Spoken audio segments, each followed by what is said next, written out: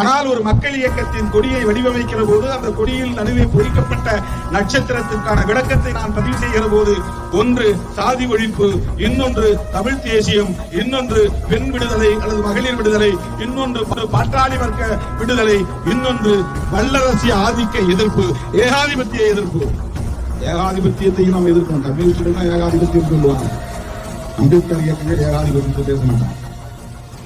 ஆக விடுதலை சிறுத்தைகள் என்கிற இயக்கத்தை அரசியல் இயக்கமாக வடிவமைத்த போது, கொடியை வடிவமைக்கிற போதே 5 வகை முழக்கங்களை, கொள்கை முழக்கங்களை முன்வைத்து நான் வடிவமைத்த கொடிதான் நீளம் சிவப்பு நட்சத்திரம் பொறித்த கொடி. இது சமூக நீதி கொடி, சமத்துவ கொடி.